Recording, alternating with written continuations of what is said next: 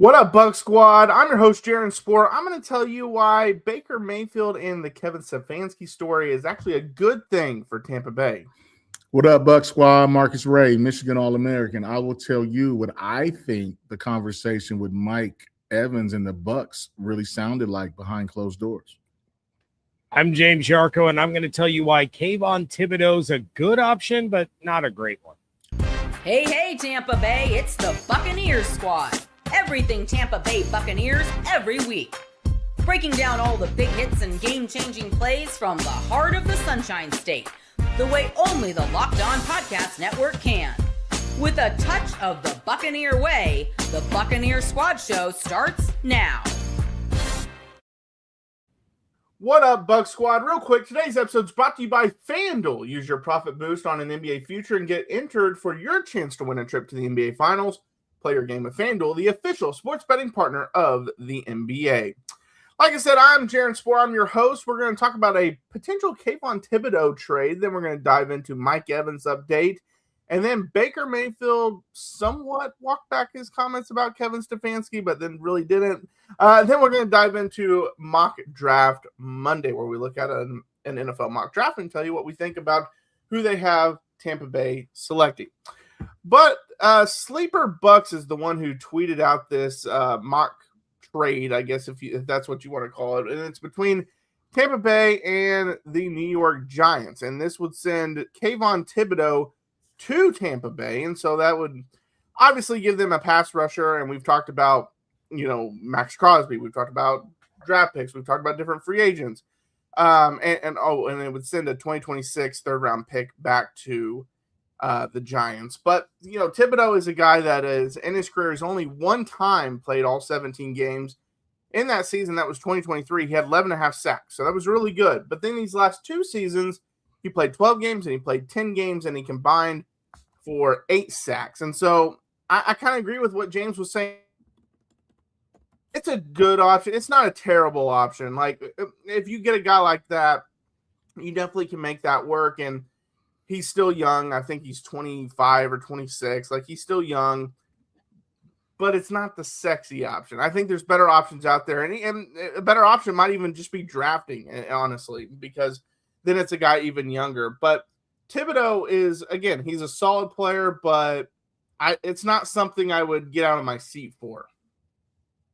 Yeah, and you kind of nailed exactly what my biggest concerns are with Kayvon Thibodeaux. One full season in his first 4 years. And then you are talking about the third round compensation in this mock trade. And there have been rumors about Kayvon Thibodeaux going back to last offseason, where the Giants, were potentially going to trade him, even though they picked up the 5th-year option. And that's kind of my other hang up here is if you trade for him right now, you are inheriting that 5th-year option that's going to guarantee him $14.7 million this season, and it's a 1 year. So you don't know, when you're trading him, are you immediately going to extend him then? Or are you getting a nearly $15 million rental just to see if he pans out? So while I think that Thibodeaux can be effective because he's shown it with in an 11.5 sack season, I would rather spend that money and probably spend around the same amount on a guy like Boye Mafe, who has proven to be a more effective edge rusher. You're not talking about Trey Hendrickson. You're not talking about Max Crosby. I already see the chat mentioning those guys because this is a cheaper player, and they're cheaper for a reason, and it's because they're not Max Crosby or Trey Hendrickson. So I think at this stage, I would rather spend that money on a free agent, keep my draft capital. Now in the third round, I'm drafting Jacob Rodriguez, the linebacker out of Texas Tech, or I'm drafting an edge rusher, or I'm drafting a corner, and I'm not losing that pick that could provide stability and depth and a potential future starter at one of these other positions. Well, my thing with Thibodeaux is like when you watch him, he can play football. I mean, and that's what everybody wants. They want young talent. The NFL tries to get guys that are cheap but can give some production. They want the most bang for their buck. When you talk about a guy like Thibodeaux, I mean, there's no way you can escape the fact that he's injury prone. 23 and a half sacks in 4 years, that's pretty decent. It's not a Hall of Fame type career, but he's a good football player. And when he was at Oregon, I mean, he did some good things. I mean, he was All-American, unanimous. He was 2-time first-team All-Pac-12, freshman of the year. So he's a talent. From a business standpoint, to your point, James, I don't think you spend money on a guy that you don't know about. And you don't want to lose draft picks for a what if or a maybe. And so when I look at this guy, he's played for the Giants. His problem is he's had every injury you can possibly imagine: shoulder, wrist, knee. So he's had lower extremities. He's had ankle. Can you trust him for a 20-game season? I mean, the Bucs are looking to play, 20, 21 weeks of football. And you don't want to give up somebody you can possibly draft. You don't want to give up picks that can really help you in the long term versus a short-term fix. I don't think he's the edge rusher of the century. 23 and a half sacks is not that impressive, but like you said, a couple years ago, he went for 11 and a half. But I just don't think the juice is worth the squeeze here. And that's my theme with the Bucs. So every move they make is the juice. Is what you're going to get out of it worth what the effort you put into it? And I just don't think trading for a guy like him makes any sense, because you're going to have to give up picks. You may have to give up a couple of receivers. I mean, the Giants aren't extremely loaded at any position. And so they're thirsty. And you don't want to – when you trade in the NFL, you want it to be a win-win. Or if you're hustling, you want it to be, we got more out of this trade than you did. And so I don't think the Bucs can afford that. I don't think the Glazer family, just looking at their history, I don't think they're particularly interested in taking a loss here.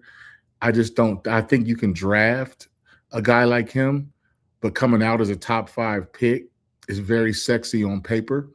And the NFL is really big on recycling first rounders and trying to make moves to at least make it look like you're upgrading your roster, but you don't want to take a loss just to make the fans happy based on what it looks like. Yeah, and you said it right on, Marcus. He's a good player. He's not a great player. I saw someone in the chat say, isn't he considered a bust? I wouldn't consider him a bust. I mean, maybe because he was the 5th pick and he's not made any All-Pros or Pro Bowls or something, you could possibly argue it. But big part of that is he hasn't been on the field. And I'm not someone that calls someone a bust when it's injury related. I just feel like that's not – sometimes it's just not in your hands. It's just, it's the football gods, way of doing things. And for him, he had the one full season, he had 11 and a half sacks. Like, that's a really good player. Like, and if you took a player like that with the 5th pick, you'd be very happy. It's just the lack of production since then, but a lot of that, again, is injury related. And as both of you mentioned, like, it is a cheaper option. And so, you can make the argument, hey, it's better than what you would draft with the 3rd pick. But on the flip side, you're going to have to pay him. Otherwise, you're taking a flyer on him for 1 year. And I don't know if you want to give up a 3rd round. Ryan's talked about it multiple times on the podcast where the Bucs have done a really good job drafting in that 3rd, 4th, 5th round. You could argue they've been better than any team in the NFL at drafting in those spots. And so do you want to risk giving up a spot, especially in a loaded class when it comes to edge rushers, linebackers, and that they have a lot of positions that they need to fill? I don't know if you risk doing that for a guy like Kayvon Thibodeaux. And again, I like him as a player. I think he's a solid player. I think there's so many better options. You mentioned Owe, James. We've talked about Bradley Chubb on the show. Obviously, if you make the big splash for Hendrickson or Max Crosby, now this would be a move that you'd make because you don't want to pay that. But still, I think there are so many better options for around the same price that Tampa should go after before doing something like this. Now, if the Giants called and said, hey, we'll trade you him for a 3rd round pick, that's a conversation you have to have, because it's not the worst thing. Like, it's not like this egregious ask from a team. Right. Yeah. And I think that's where it gets a little bit interesting, right? Because you are talking about a rental. And I'm not sure the Giants could get a 3rd out of a rental. you may be looking at a day 4 pick or a day 3 pick, which does change the conversation just a little bit. Again, I don't love tying up that much money into a guy that has not produced to earn that much guaranteed money. But, Jaron, to your point, when you're talking about third round prospects, you're talking about Deontay Lawson, the linebacker out of Alabama. Let's say Mike Evans walks out the door. You gotta replace somebody at wide receiver. You could have Malachi Fields out of Notre Dame sitting there. Darrell Jackson Jr. out of Florida State, the defensive lineman. You have some guys that can come in and immediately make an impact. And over the course of their rookie contract, they're not going to cost almost $15 million. So I think if the conversation gets to a day 3 pick, it's something that I would revisit and I would think about a little more strongly. And it's at that point that you have to figure out how to make the money work. But yeah, I think there's too many better, more proven options in the same price range. I saw somebody in the chat bring up Bradley Chubb. I would love Bradley Chubb. He's going to cost you a little bit more than $15 million, but he's proven that he's worth that. So, that's another conversation. And that's why being Jason Light right now is a very, very difficult job. Yeah, that's why they get paid the big bucks. I mean, you have to make executive decisions on talent, and it's business too. Like, you have to ask yourself, do I want to spend X amount of dollars on this type of player? What do I want to give up to get this or that? And so if you're Tampa Bay and you're looking and saying, okay, you got Vita, you got Yaya, you got these guys, and you need an edge rusher, can you get a guy out of college? That first rookie contract is pretty cheap. I mean, regardless of what round you go in, those guys are bound to a 4-year deal where they may get super production out of college, versus a guy that's been in the league, former top 5 pick that is not as good, but he's serviceable, but he doesn't cost you that much. But then, like you said, a rental's a good word, because when you're renting, you don't own it and there's no loyalty there. And you just have to put gas in the car when you return it. That's the most of what this is. And I just feel like the Giants are a team that, they're not knocking on the door. They don't really have anybody that's worth more than 2 quarters rubbing together that you just have to go all in for. And James, you mentioned there's several guys in the draft that Tampa can go get. I mean, there's probably a 3rd rounder that will be super cheap, a 4th rounder that the Bucs can pick in this deep class of edge rushers and linebackers. And you have to remember, like, some of these dudes coming out are hybrid players. They're like 3-4 edge rushers, like a J.J. Watt, like a James Harrison type. Like, their body types say they may be more better in certain schemes. And so when you start to pick players, you have to ask yourself, does this guy fit our scheme? I've seen players get off in certain schemes, get a big contract, go to a new team. Let's say you go from a 3-4 defense to a 4-3. So you went from a stand-up guy to a hand-in-the-ground guy, and you're not the same player. And so you have to ask yourself, do these guys fit the scheme that you want? And are they going to be the type of guys that makes everyone around them better? And so I just don't see him being that type. I just don't see KT being an impact player. I think he was a little overhyped coming out of college, and he may have went to the wrong team in the draft.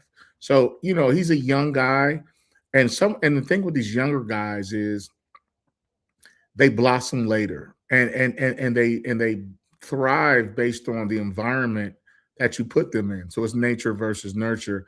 I just don't see this being a smart move to trade for a guy like KT. And also, sometimes guys just need to get to a new place, and then sometimes the injury bug kind of goes away, because it's just kind of what was Jarvis Landry said. It's contagious. He kept saying it was contagious, some of these injuries, and maybe that's what it is. And he ends up having a great career somewhere else, or maybe he can fight off the injury bug and have a good career for the rest of his career with the Giants or wherever he ends up. But yeah, I mean, again, it's not a terrible move. It's just there are so many better options, in my opinion. But if it was one of those that you kind of struck out on some of your bigger options And as James mentioned, they asked for a fourth or a fifth, then yeah, I mean, maybe you have that conversation because you have to upgrade the position. There's no doubt about that. All right, coming up next, we have an update on Mike Evans' future. We'll talk about it. Well, tax season doesn't have to take over your life. This year, TurboTax is making it easier than ever to just hand things off and move on with your day. With TurboTax full service, you can have your taxes done for you by a trusted local expert, start to finish, without the stress or the guesswork. Instead of spending hours trying to figure out forms, you can meet with a local TurboTax expert in person or connect online. They handle everything from W-2s to self-employed forms and work to get you every deduction. You can upload your documents, go about your day, and get updates right in the TurboTax app. For a limited time, you can have your taxes done by a local TurboTax expert for just $150 all in. If a TurboTax expert didn't file for you last year, just file by February 28th. Take taxes off your plate and get back to your life. Visit turbotax.com/local to book your appointment today. All right. Well, thanks for checking in on the Locked On Bucs Squad Show. Just a reminder, this is extra content that we do twice a week. It's on Monday and Wednesday nights at 9 p.m. Eastern Time. Doesn't take anything away from the great work that James does Monday through Friday, so make sure you watch him as well. So let's dive into Mike Evans. It's become a weekly topic for good reason. But ESPN reported last week that Mike Evans is going to meet with the Buccaneers ahead of free agency. So obviously it's always big to get that first meeting. And I talked about this a few weeks back where I said the Tampa Bay just needs to do what Mike Evans feels is best for his career. And that's why this conversation needs to happen, because you need to find out what Mike wants. Does Mike want to stay? Does Mike want to go to somewhere else? What does he want in his career? And, hopefully he can get this conversation over with and signs a contract extension, and we don't really have to worry about the free agency part of it. But on the flip side, it's just good to have these meetings to find out, is he going to be asking for too much at this point of his career, where Tampa has so many other needs that they can't pay him what he's asking for. But no, I think this is overall a positive sign for Tampa Bay. I think that Mike Evans, when you look at the last two seasons, obviously they kind of forced that 1,000-yard situation in 24. Last year, he suffered some injuries. He's a generational talent at that position, especially for that organization. And when you look at the ticket that it's going to cost, so he averaged about, I guess, like 20 and a half or whatever the last 2 years. Now you're talking about an older, banged up Mike Evans asking for about 27, 28 a year. And so if you're the Bucs, you have to decide if you're going to stick to Jason Licht's program, which is Bucs for life. Okay. And what I mean by that is the guys he drafts, he never wants them to leave. Like GMs fall in love with their draft picks. And I told you guys a month ago that GMs make a gentleman's agreement for the Pro Bowl. You vote for my guy, I vote for your guy, and it's a first round musical chairs type situation. So I think Mike talking to the Bucs first is the right thing to do before it even gets to the March 9th date. Have the conversation, because Mike is going to leverage everybody. All the other offers are going to be leveraged based on what the Bucs are talking about, because that's where he is and that's where he wants to be. That's where his wife wants to be. And he loves the locker room. I've read, interviews and comments that he's had with J Mac and God, one of those guys. And I would tell any, and maybe I'm late to the party, but I would tell any Bucs fan to go on Fire Stick or wherever and watch that documentary, because you'll learn a lot about what's really going on in Tampa from top to bottom. They went through the whole 50-year history of the program, and it's very interesting. Like, it was educational for me. And, it's almost like getting married, because this is a situation where if Mike doesn't come back, it's like a divorce. And when you get divorced, you have to split up assets and parenting time with the children and all this other stuff, and somebody has to referee the fight. I just think that Mike wants to stay married to the Bucs. He just wants to. If the Bucs offer the right money, Mike's not going anywhere. Period. Point blank. But the Bucs and Mike have to be both realistic with the situation. He's going to be entering, his whatever year it is, 13th, 14th year, and the thing that don't make sense to me is to give him the same money if you can for 2 years. And then if you do that, this team is going to look different in 2 years. With the turnover at receiver, they already have a Mecca. Obviously Chris is getting a little older, and he's been banged up too. I mean, the interesting thing to me is the year that they tried to repeat in 21, they lost Antonio Brown and Godwin in the same game against the Jets. So I think this family wants to win, and they want to take care of their players, and they want everything to make sense, but it has to be a win-win. So is Mike willing to take less money or the same money, or does he think he has more value to where he can get more money out of the 5 or 6 teams that can truly, truly use his services? Yeah, I think you can't get him for the same money. I think a 2-year, $52 million deal with 35 guaranteed, which was his last contract, that probably gets it done. And it doesn't really change much from, Jason Light's aspect, because they're just operating as they would have over the last 2 years. The thing I think this conversation is really going to be about is Mike probably wants to get an idea, and obviously there are some things that you can't share, but we all know that Jason Light and Mike Evans are incredibly close, like closer than most GMs and players ever are. Their families are close and everything. And I think really what this is going to end up being is not just feeling out how the Bucs feel about him from a contractual standpoint, but what is your plan?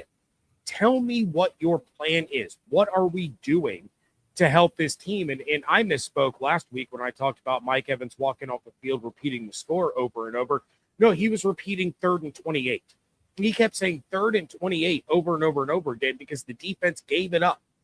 So if I'm Mike Evans, and I know I only have a couple of years left, 2, maybe 3, tell me, how are you fixing this defense? What are you doing to bring in guys from, in free agency to bolster this defense? And then we can worry about the draft later, but give me a reason to stay. Because if the money's the same between here and, the New England Patriots or the Seattle Seahawks or, teams that are already legit contenders, why do I stay here if you're not doing anything to fix the other side of the ball? And I think that's going to be a genuine conversation between the two. And obviously Jason can't tell him, well, I'm signing this guy, this guy, this guy, and this guy, because he doesn't know. He still has to win those other guys over. But he can say, look, this is what we're looking at trying to do at edge rusher. This is what we're looking to try to do to replace Levante David, who's retiring if he does end up doing that. We're going to spend the money, but we need you here. And I think a 2-year deal, tying Evans and Godwin's contracts together, that also makes a lot of sense, because if one or both move on, you have your next wave. You have your next generation there waiting in the wings. But keep Evans and Godwin together. They have been the dynamic duo for years in Tampa. Basically, keep them united, and then we can play year by year after that. Basically, you just have to prove to him you have a plan. It's like recruiting a kid out of high school and you have a whole new coaching staff and all this, and you have to sell them on the vision. And that's basically what Jason Light's going to have to do, because he can't, as James said, he can't say, well, I'm going to sign this guy and that guy, and then I'm going to draft this guy and this guy. Like, you're not going to be able to predict that. So you got to be able to sell them on the vision. Like, this is how we plan on attacking it, whether that's, hey, we're going to put this much money towards the defense, and then in the draft, we're going to take first 4 picks or going to target the defense, whatever the case may be. Or, hey, maybe it's, as soon as free agency gets closer, we're going to package 2 draft picks and try to make a move for Crosby, or we're going to try to go aggressive after Hendrickson in the free agency. Whatever the case may be, you just have to sell Mike that it is going to be better this upcoming year. Because even though Mike loves it here and his wife loves it here, and ideally I think he wants to finish his career here, he also wants to win. And he knows with how bad the defense has been, they're not winning anything. Like, yes, they may win the NFC South and they may make the playoff, and because the offense is so good, they may win a game or two, but they're not winning a Super Bowl with how bad the defense is right now. So you have to be able to sell him on that the defense is going to be better, and this is why, X, Y, Z, whatever it is. Because as James mentioned, Patriots was a team mentioned for him. The Chiefs, our team mentioned for him. The Bills, our team mentioned for him. The Broncos are even a team that has been mentioned for him. These are all teams that have pretty good defenses. And, you know, in some of the cases, they feel they're just a Mike Evans type away from the offense really taking off. And so they're going to be enticing offers out there for him. It's not going to be easy to get him back in, but it is a positive step in the right direction to get him in first, talk through everything, figure out what he wants, what you're going to do, and come up with a plan moving forward. And then hopefully 13 is still in Tampa Bay next year. Well, the thing is, like, so I played for the Raiders, and like I get a lot of alumni emails where they talk about once a Raider, always a Raider, and I think that's going to be the sales pitch to Mike, and they're going to try to sell him hope. I also think part of Mike coming back is going to be, I hate to say this, if Todd Bowles gets fired, then they have a plan for a new head coach in his second year of this new deal.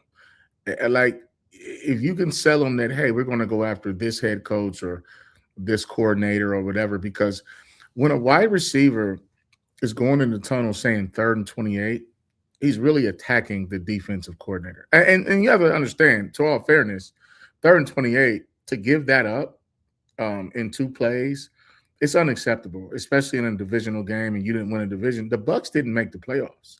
So whatever vision they're going to paint for Mike has to include what makes sense for Tampa Bay to be a championship contender. Because if they don't make it make sense, so that's the first thing. They're going to leverage the conversation and say, hey, Mike, this is what we're going to do. Here's the plan, whatever the plan is. But then they're also going to, because Mike is what he's going to do, he's going to have that conversation with Tampa, and then he's going to say, hey, Tampa's offering me $25 million per year. And then when you hit the market officially, then whoever you talk to, whether it's the Patriots, the Buffalo Bills, the Broncos, they're going to take that number and they're going to leverage it. And if they don't get a better number, then he'll be back in Tampa Bay for a number that he wants. He'll fear of lost the Bucs, listening to their plan, and then he'll take that number and then they'll shop it to see, can you match it? Can you give me more? And then if they can, Mike will be gone. But if it doesn't make sense and it's not a contender, then Mike will be back in Tampa. And if he doesn't come back to Tampa, what do you think? I know we're almost out of time, but what do you think the next step is? Obviously, you brought in Emeka last year to be that eventual replacement to Mike Evans. So you hope that you have that in place, but you're going to need another one, I think. And so maybe it is targeting the NFL draft. Maybe it's free agency. What do y'all think the next move is? I think it's going to have to be the draft, right? So, yeah, and I'll make this quick. You have this money, if you're Jason Light, that's kind of allotted for Mike Evans, right? And if he leaves, now you have that money to spend on another position of need. That's when you spend that on the edge rusher and you go get a Trey Hendrickson or you go get a Bradley Chubb, because you can spend that little bit extra to get the elite guy. You can grab Nakobe Dean. Now, when you're in the draft, and you can get a 6'4" guy in the 3rd round like Malachi Fields, and I'm just bringing him up because I mentioned him earlier. Now you have a trio. You have a trio of Mech, J-Mac, and Malachi for the foreseeable future. Godwin is he's the seasoned veteran in the room. He is the leader. He is the captain. But now you have the next gen of great Buccaneers receivers already right there, all very young to grow together. I think that is how you would have to attack that should Mike walk away. Do you agree with that too, Marcus, I guess? Yeah, I would second that. All right, coming up next, we're going to take a dive into Baker Mayfield kind of recanting his statement about Kevin Stefanski. We'll talk about that next. Well, ever wanted to experience the NBA Finals live and in person? FanDuel is giving you the chance to turn that dream into reality with their NBA sweepstakes. Here's how it works. Use your profit boost on any NBA future, and you'll automatically be entered for a shot to win an NBA Finals trip for 2. That's right, flights, tickets, the whole experience. If you're already looking at the board and thinking about which team can make a deep run, this is the perfect time to lock it in. I love futures this time of year, whether it's picking a team to win the championship or grab a conference title. It adds that extra layer of excitement to every game down the stretch. And now, not only can you pick cash, but it could also send you to the finals. Visit FanDuel.com to get started. Use your profit boost on an NBA future and get entered for your chance to win a trip to the NBA Finals. Play your game with FanDuel, the official sports betting partner of the NBA. All right, we're back for another segment of the Bucs Squad show, and we're going to dive into some comments Baker Mayfield made about Kevin Stefanski. Obviously, he had his tweet at Kevin Stefanski, basically saying that he got shipped off like a piece of garbage and can't wait to see coach twice a year. Well, they asked him if he was, there's some beef there, and he said, well, there's stuff there, but it's not like it's beef. He said, we've worked together. Anytime you know somebody, you want to beat them, whether it's a good or bad relationship. Not a revenge game of a sense of Atlanta, but we lost the division for the first time since 4 or 5 years. So any divisional game will be a revenge game, I guess. And so I brought this up kind of in the beginning where I said that this is kind of a good thing for Tampa Bay because Baker, if I don't know how many people watched, I mean, a lot of people watched it, but I don't know how many people watched the Last Dance documentary. And a big theme of it was Michael Jordan created narratives in his own mind that motivated him. And they were made up. Like he was at dinner and George Karl didn't come say hi to him. And he you know, the famous thing, he took it personally. That's what he said. Baker has a lot of that to him. He creates chips on his shoulder that really aren't there. Now, with that being said, I think there are some real animosity. There is some real animosity towards Kevin Stefanski. And I don't think Stefanski fully handled it the best way, handled Baker the best way. But on the flip side, he's already come out and said there's not really a beef to it, but there is something to it. I think this is just Baker trying to create more motivation as to why he wants to beat Atlanta, other than just the fact that they didn't win the division last year. Now, this is straight up beef. I don't care. When he tweeted what he tweeted, he did that in the moment. Those were his true, absolute feelings and raw emotions. And then you get weeks later on, because I think he did this on Radio Row. He's had time to PR it up a little bit and try to spin it to seem a little less venomous. But no, there's beef there. And it starts with how he was treated in Cleveland. And I know Joe Thomas, the official Cleveland backer and spokesman, tried to blame Baker for the whole, phones work 2 ways. I'm sorry, but if I've been let go from a job and if I had a good working relationship with my immediate supervisor and this wasn't their decision, they would have reached out to me. Sorry it didn't work out. I really loved having you here. I wish you nothing but the best. If you need a reference, you need leads or anything, you give me a call. I'm not reaching out to the dude that fired me. That's not my job. What am I going to do? Call him and cuss him out? Like, that's not how that works. So I think when Baker made his initial statement about Kevin Stefanski and the can't wait to see you twice a year coach, that was him saying, I'm going to come out there and I'm going to kick your ass. And you are going to suffer for what you put me through.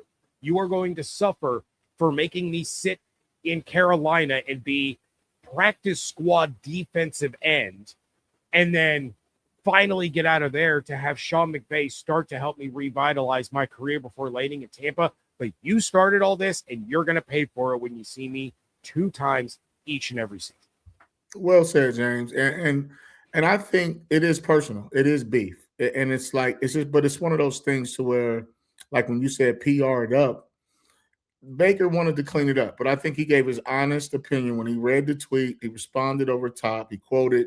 He said what he said. I think he meant every word.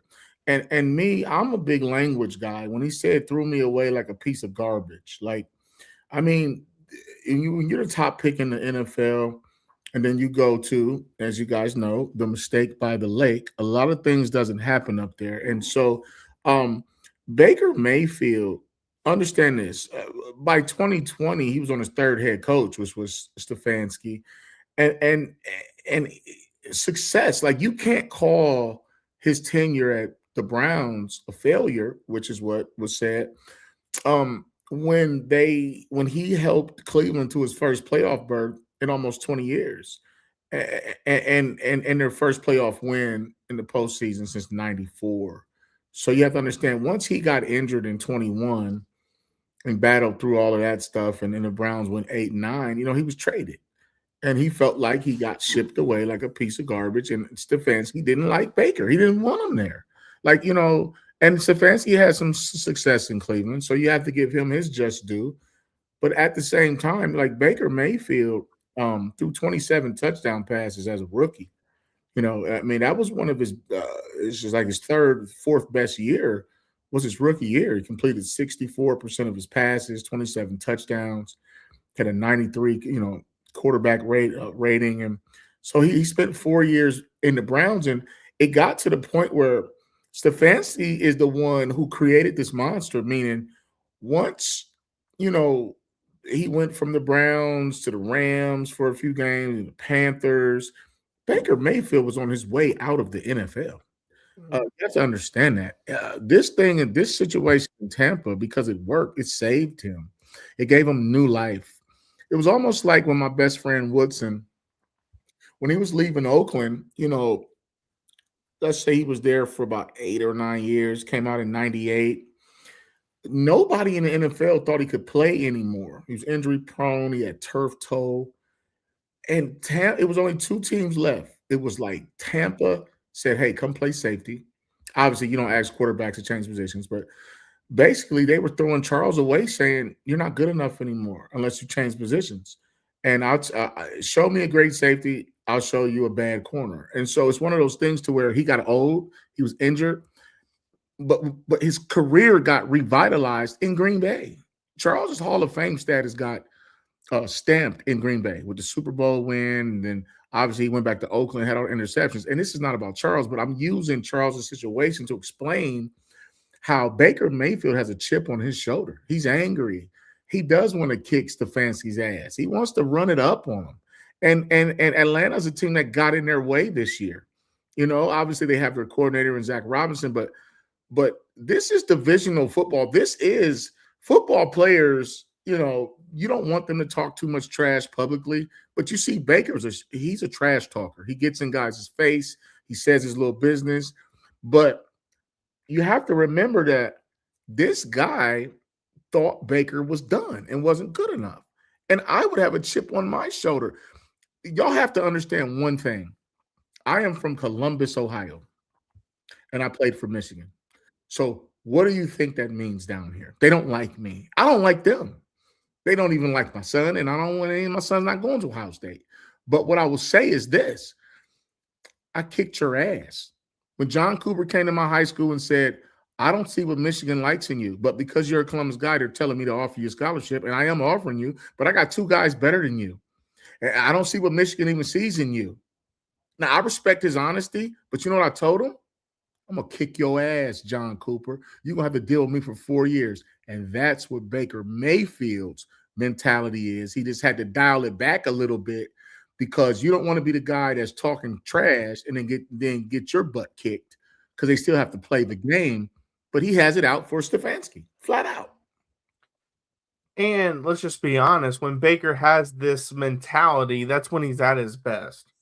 So that's when he feeds off this. And I know a lot of quarterbacks do, but when Baker's outward spoken about it, then that's usually when he's going to have his best games. And I bet Zach Robinson also kind of has a chip on his shoulder too.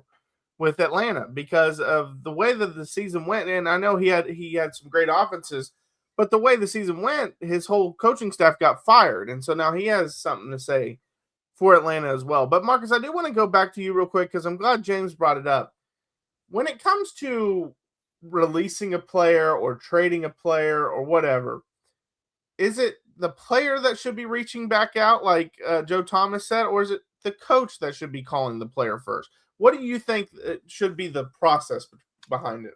I don't think it really matters. I think it depends on their relationship while they were together. So if Stefanski never reached out to Baker, then he was glad to see him go. Probably he was behind it. But if Baker didn't want to go, let's say he was in love with Stefanski. Let's say they had a great relationship. There would have been some type of communication, and nobody would have cared who reached out to who. It's like when I see my buddies from college, and it's like, oh, man, I was going to call you the other day.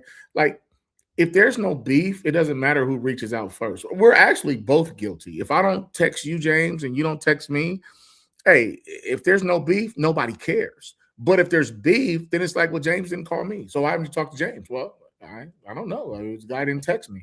Well, it's like, well, I didn't text you either. So which came first, the chicken or the egg, Jaron? So you got to understand, in this pro-life situation, and you're a guy like Baker who came in with high hopes and, they had the Manziel thing going on, and then they bring Baker in there and all of that. Cleveland is just a place. The real Cleveland Browns are in Baltimore. So let's just not. So the new Cleveland Browns, they haven't been the same since they reinstated it. And I grew up watching Cleveland. I was a Steelers fan growing up. I watched Cleveland. I watched Bernie Kosar, Kevin Mack, Ernest Biner fumble the ball. I watched the drive with Elway. Like I'm in that age bracket where I know the Browns were good, and they dropped the ball with possibly 2 Super Bowls 40 years ago. But at the same time, when you go play for Cleveland, it's just not a lot of good luck there. And they had a chance about 8 years ago. They were kind of young. Their defense was brewing. But to answer your question one more time, I don't think it matters who texts who. And if you want to use that, it's because you're looking for created chaos. That's what this is. This is created chaos, meaning, you know what? If I got a bone to pick with you, or if I have an axe to grind, I'm going to find any reason to grind that axe. And if you didn't text me, then I'm coming at you publicly. And now I want the world to know it's me versus you, and the lines are drawn. Yeah, and I will say it's just one of those things, and I know like you said, Mark, it doesn't really matter who reaches out first. You would expect the coach and maybe the GM to be the ones that reach out first, just because of their stature as they're supposed to be the, what they said Baker wasn't, which is the adult in the room kind of thing. But on the flip side, like, it does depend on the relationship, like you said, in my opinion. Like, if they're really close. Now, on the flip side, if they're really close, I'm sure the coach does reach out, like, immediately. So I think that kind of shows that the relationship wasn't in a great place. And I think a big part of it was Stefanski, if you go back to a lot of his interviews after the games, was very hard on Baker, despite Baker playing through an injury. And I think that's probably what rubbed Baker the wrong way that year. Was he's out here saying, hey, I'm putting it all on the line with this broken shoulder and torn ligaments, and you can at least show some grace in the media when you talk about me. And so I think that's kind of rubbed them both the wrong way. And then, obviously the first chance they got to ship him out of town, they did, and then they replaced him with Deshaun Watson, and we know how much of a disaster that's been since that's happened. But it should make these 2 games very fun next year. That's for sure.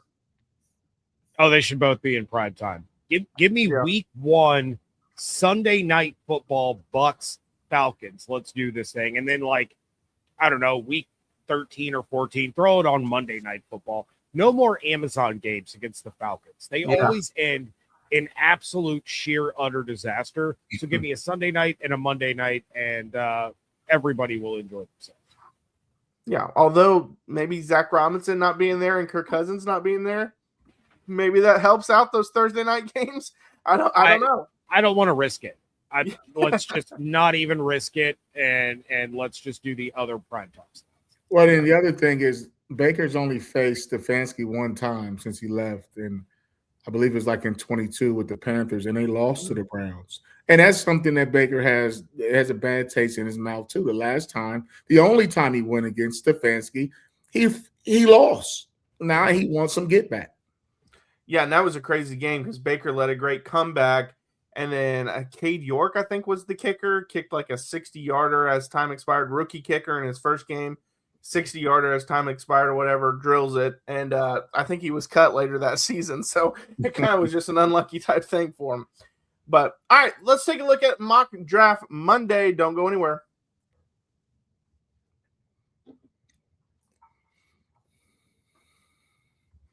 All right, Bucs Squad, we're back for one final segment of the Bucs Squad show. Just a reminder, this is extra content that we do on Monday and Wednesdays at 9 p.m. Eastern time. It doesn't take anything away from what James does throughout the week, so make sure you still follow along with what all the work that he puts in.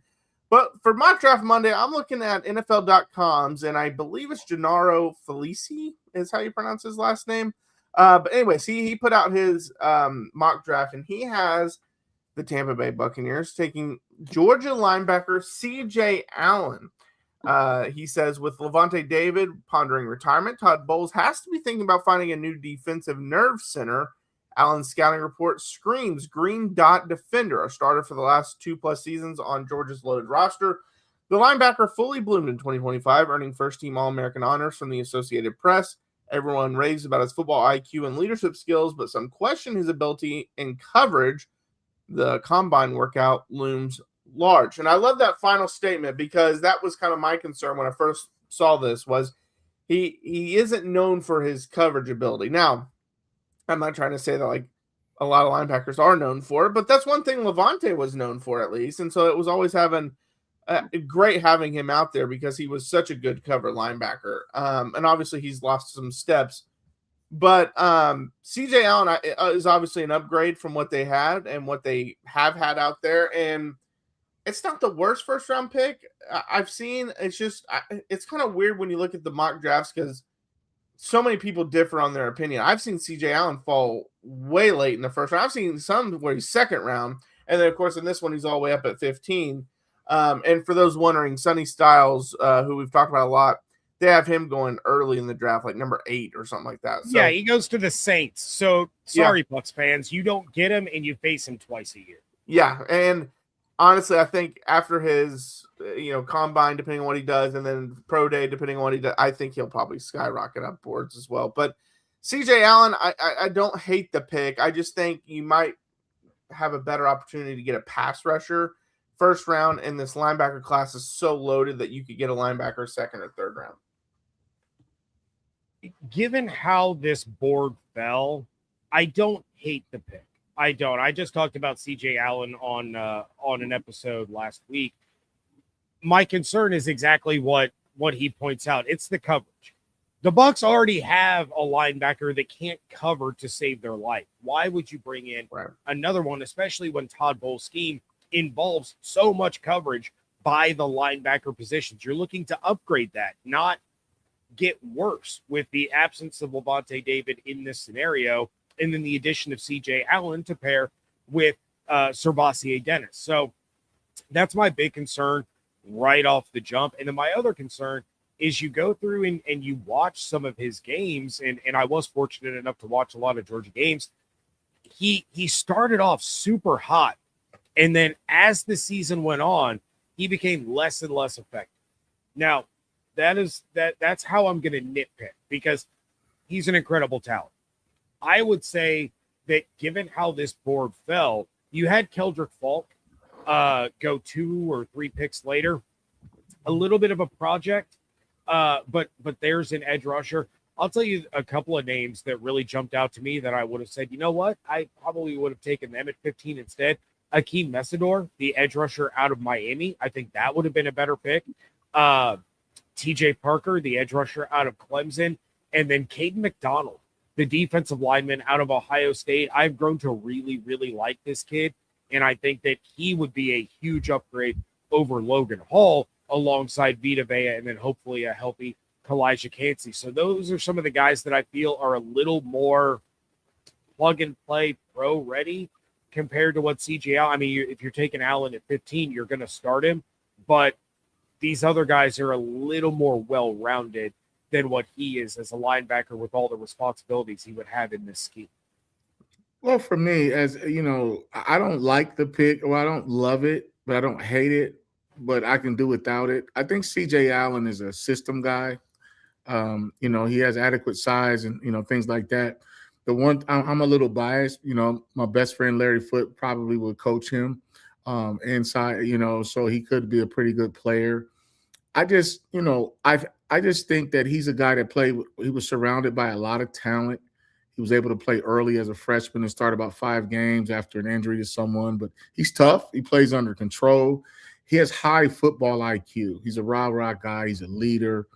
And the problem with going to Tampa Bay is in the last 30 years, they've been blessed with talent. Now the first 20, they weren't. So they're always looking for that next Warren Sapp or that next John Lynch, or they're looking for that Derek Brooks. And so with CJ being a liability in coverage, now you're asking Levante David, 14-year veteran, to go in there and blitz and really sell his body out for the scheme. I mean, I'm sorry. Now he has to cover while CJ Allen blitzes. And so I don't think you want Levante doing that. But I mean, CJ has some strong attributes. Like I said, he understands how to run fit. I actually watched him on tape about 2 weeks ago, and he's patient. And sometimes that makes they call it shooting your gun, like when you see a gap and you hit it in the backfield. Doesn't have a ton of tackles for loss. Average pursuit speed. Sometimes he comes off as a try-hard guy. Like I call the 2 running backs for Indiana when my son and I were watching the game. I thought Indiana had the 2 best try-hard running backs in the country because they try real hard and they block well enough for those guys that if those guys were superstars, they would have been hitting home runs every time that offensive line opened up those gaps. So for me, CJ's a try-hard guy. He's good. Plays with his hands. He strikes. He gets off blocks from time to time, but he doesn't blow people up. And he doesn't play on the other side of the line of scrimmage very much. And that has to do with, like I said, not shooting his gun. I mean, he's a decent blitzer, not a great cover guy. And in the NFL, you see, in real life, there's only 2 positions in football. Your quarterback is like Washington, D.C., okay? So that's its own monster. But everything else, you're either a space player or you're a lineman. Tell people all the time. So if you're a linebacker and you're in man-to-man and Saquon Barkley or, Alvin Kamara flexes out to the outside receiver, you're now a defensive back. So now you become a liability based on what your skill set is. You're not a linebacker anymore if you're not in between the tackles. And so I told people this 10 years ago when Michigan lost to Florida State and Dalvin Cook was out there and Michigan put their Mike Backer on him and Dalvin Cook ran by him for a long touchdown pass. So depending on your scheme and what you want this guy to be able to do, CJ Allen, he could be a decent pick. I think you can find better than him. But he plays with good leverage. Like he kind of reminds me of myself where like when I was in college, like Michigan used to hide me in man-to-man. I was an excellent zone safety. But there were some checks we had to make where one time I was covering Ray Caruth and he ran past me like I stole something. I mean, I was so nervous when that guy, and I was like, did y'all just call man-to-man and I'm the safety coming down over the slot? And to Colorado's credit, they schemed it up to where they kind of knew when we were going to be in man, and they were trying to get me on Ray Caruth instead of Charles Woodson. And I was scared to death. And when I read one of the scouting reports on me coming out in 99, somebody said it. Michigan hides him in coverage because if he gets in a track meet, it's going to be a long day. And I was thinking, well, I kind of got offended, but it was true.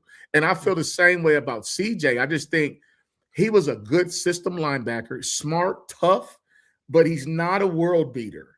And I think Tampa Bay is looking for their next generational linebacker. They've been blessed to have 2.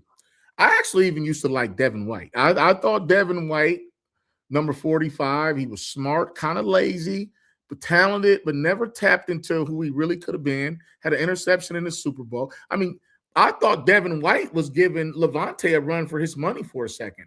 And when I was on the Big Ten Network for like 7 years, That was right when Levante was coming out. And Nebraska was, just coming on and getting in the conference and all of that. And I'm like, I think this guy is special. War number 4, difference maker. I just don't see this. If you're going to go first round linebacker, Tampa Bay's looking for a generational talent. And I don't think CJ is it. But I think he's a good player. Like I said, I don't hate the pick. I don't love it. But I think depending on what they ask him to do, and maybe he can develop. But if he has Larry Foote, I promise you he'll be a good player. I think he's the classic example of, and we've talked about this a few times on Mock Draft Monday, of a player you trade down for. Like if the draft kind of goes the way that it goes in this one. Now, as James mentioned, I like TJ Parker as well. I like Keldrick Flock. Cassius Howe, I don't think was on the first round in this one. That's another one I like a lot. I missed Peter Woods. Peter Woods was way down at the end of the first round, and that's a guy we've talked about at 15. Sorry to cut you off there. No, you're right. And so I like some of those pieces, but if the team was like, hey, a lot of the guys we were really high on have already gone, and CJ Allen's another one of those that we like, that's a pick you trade down for, in my opinion. Get some extra capital, whatever it may be. Maybe it's just an extra late round pick. Something like that, then I think you would be fine with that kind of pick. Because as you mentioned, Marcus, like, is if Levante comes back and you draft a CJ Allen, then Levante's got to be your covered linebacker in his final year. And again, something he excelled at early in his career, but not as much at this point in his career. Well, the or thing is, a free agent. Like CJ is not a big play guy. He's steady Eddie. He's efficient. He gets it done. Like I said, Georgia has just as much talent as anybody, maybe except Ohio State. And, when you start looking at the guys that are going to come off the board, you got Reese, you got Bailey, right? You got Styles. CJ's right up there, too. I like Anthony Hill from Tampa Bay. From Texas. I think he's good. He's 6'3". He's fast. He gets from point A to point B, and I think that's what Tampa Bay's looking for. I don't mind Deontay Lawson from Alabama. He's a guy that, he's very instinctive. And he's physical. I just don't think CJ is very physical. I just think he had a good All-American college season that doesn't always translate or carry over to the National Football League as a first-round guy. You better say you like Jacob Rodriguez, or Jane's going to be mad too. Oh, I love him. Texas Tech. I'd take him. He's the next Luke Kuechly, I'm telling you. Yeah. Yes. That's what I've been screaming. And Jaron, to your point, the thing that I've been saying a lot, and I want to reiterate here, in order to trade back, obviously you have to have a team that's willing to deal, right? And they have to have somebody that they want to go up and get. The problem with this draft is the same problem that we saw in last year's draft. And while it is a problem if you're trying to trade back in the first round, it's a good problem to have as you get into day 2 and day 3. And that is, the elite talent of this draft is maybe a dozen players. Like, you do not have a full first round of elite talent, but the really, really good talent that would go normally on a day 2 is going to spill into day 3. So you are still going to get startable players in the 4th, maybe even into the early 5th round in this draft, but the elite talent isn't there, where if you're the Bucs at 15 and the board falls this way, you're like, we kind of need to get out of this pick. We like Allen. We like some of these defensive linemen. We like some of these other guys, but let's add some capital. It's going to be real hard to find someone that's trying to move up in order to get a specific guy in those situations. You're going to see a lot more trades as you get deeper, trying to collect more of those, mid to late round picks, because the pool is so deep. You know what? And to your point, though, James, I'll tell you this. When those guys make trades, they actually tell each other why they're trading and who they want. Like, they actually, those NFL teams work together in the draft when they make sure. So if I wanted to draft up, hey, so why you want to trade? Well, I'm thinking about taking Randy Moss, at 14. And then I know you guys probably want Sonny Styles at 6, or, you know what I mean? Like, they actually talk about who they're going to draft. And lastly, I'll say this. The reason that there are only 32 5-stars in every class of high school football. 32. That's because they're projecting you to be a first-round pick. If you're a 5-star coming out of high school, then they're expecting you to possibly be a first-rounder. And a lot of these guys, believe it or not, get drafted off high school hype. They do, because there's a system of financial money that trickles down to the recruiting services that if they rank you as a 5-star, then they're validated if you get drafted in the first round. So they get it right. I'm gonna give you guys so many nuggets on this show that you're gonna take and run with it. I promise. Well, and also everyone thinks they can be the person that fixes a 5-star. So you'll draft them just because even if they didn't have a great college career, like, no, that potential is there. I'll draft him and I'll be the one that fixes them. All right, that's going to do it here for the Bucs Squad Show. We'll be back Wednesday night at 9 p.m. Eastern Time. But until then, fire the cannons.